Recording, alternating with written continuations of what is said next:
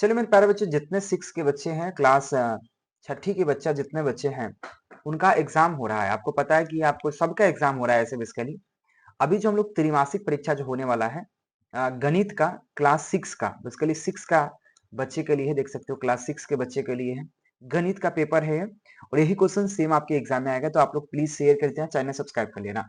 सबसे पहला क्वेश्चन के रिक्त स्थान को भरना है कि डैश डैश एक अभाज्य संख्या है, तो दो अभाज्य संख्या है। 20 और 28 के उभयनिष्ठ गुणनखंड क्या है? 4 है। 4 एक ऐसा संख्या है जो 20 में भी भाग लग सकता है, 28 में भी लग सकता है। ठीक है। आयत का क्षेत्रफल होता है लंबाई गुने चौड़ाई, तो लंबाई गुने एल गुने बी लिखते हैं, लंबाई गुने चौड़ाई। वर्ग का भुजा अगर आपको क्या हो 20 सेंटीमीटर, उसका परिमाप 80 हो जाएगा, क्योंकि 4 गुने भुजा होता है, तो 20 का 80 हो जाएगा। 1/8 का 2 गुना का मतलब होता है गुना, 2 से काटिएगा 4 मतलब, तो 1/4 भर आ जाएगा। ठीक है। उसका बाद आपको सही गलत करना है। तो 14 के गुणनफल गुणनखंड होगा 1 गुने 2 गुने 7 गुने 14, बिल्कुल सही है। सभी सम संख्या भाज्य संख्या जे नहीं। क्षेत्रफल का वर्ग इकाई को व्यक्त किया जाता है, जी नहीं। समबाहु आप क्वेश्चन है, बिल्कुल हाँ, ये किया जाता है, बिल्कुल सही है। आप पे बहुभुज की परिमाप उसकी सभी भुजाओं के लंबाइयों का योगफल होता है, बिल्कुल सही बात है। संख्या रेखा पर विभिन्न भिन्न को प्रदर्शित नहीं किया जा सकता। भाई किया जा सकता है, बिल्कुल कर सकते हैं, सही बात है।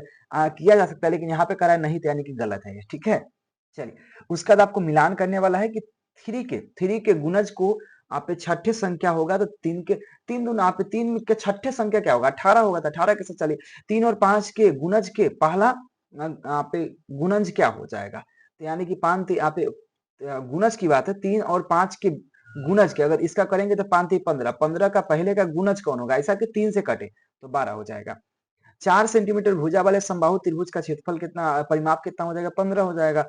आपके पाठ्य पुस्तक के अंत में दिए गए यहाँ पे टेग्राम को टुकड़ों की संख्या है, तो याद रखना 7 है। ठीक है। टोटल में इसमें कितने हैं टुकड़ों की संख्या? तो टोटल आपका 7 है। ठीक है बुआ। उसके बाद बात करें यहाँ पे भिन्न 6/5 का एक अंश है, तो याद रखना अंश कौन है? अंश ऊपर होता है, हर नीचे होता है, तो 5 आपका अंश है। सिंपल है। ठीक है बुआ, मिलान कर लीजिए। आपको 4 नंबर क्वेश्चन में कह रहा है कि 6 के सभी गुणजों का 6 का गुणज कौन हो सकता है? ये 6 1 से कट सकता है, 2 से कट सकता है, 3 से कट सकता है, 6 से। तो 1 + 2 + 3 + 6, क्योंकि यहाँ पे गुणजों का जोड़ना है, जोड़ के 12 आ गया। उसका संख्या रेखा पर 4/5 को दर्शाइए। तो ये हमारा यहाँ क्या है? 0 हो गया। यहाँ पे 1 है, -1 है, यहाँ पे -1 है, प्लस 1 है। तो हम 1 को इसमें 10 भागों में बांट दिए, तो 4/5 का मतलब होता है 0.8। तो मैंने यहाँ पे 0.8 आएगा, तो 0.8 के सामने दर्शा दिया है। 5 नंबर क्वेश्चन में 2 क्वेश्चन है, एक यह क्वेश्चन है, एक नीचे क्वेश्चन है। तो नीचे वाला आसान है।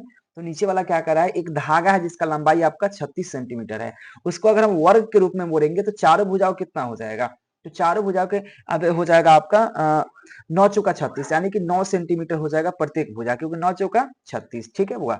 उसका एक समबाहु त्रिभुज क्या करेंगे? तो आप हो जाएगा 12 3 36, तो 12 सेंटीमीटर का होगा, क्योंकि 12 सेंटीमीटर का तीनों भुजा बनाएंगे, ये भी 12 ये भी 12, तब ना तीनों आपका आप क्या हो जाएगा?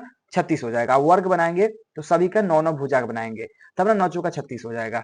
अब यहाँ पे एक यहाँ पे सम चतुर्भुज मतलब बराबर चतुर्भुज, मतलब सभी भुजा बराबर हो, तो 9 9 हो जाएगा। सिंपल है, सभी भुजा 9 9 हो जाएगा। तो बस यही बनाना था। तो ये आपका 6 का मैथ का क्वेश्चन था मेरे प्यारे बच्चों। ध्यान पूर्वक आप लोग यही छाप दीजिएगा डायरेक्ट। ठीक है। तो समझ में आया? चैनल सब्सक्राइब कर लीजिएगा, कॉल मत कीजिएगा, मैसेज कीजिएगा, या आप डायरेक्ट आप टेलीग्राम पर क्या बोल सकते हैं आप।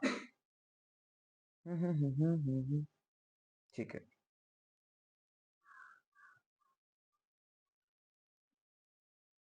चलिए, तो एक बार आप लोग शेयर जरूर कर लीजिएगा, चैनल सब्सक्राइब कर लीजिएगा मेरे प्यारे बच्चों। ठीक है। धन्यवाद।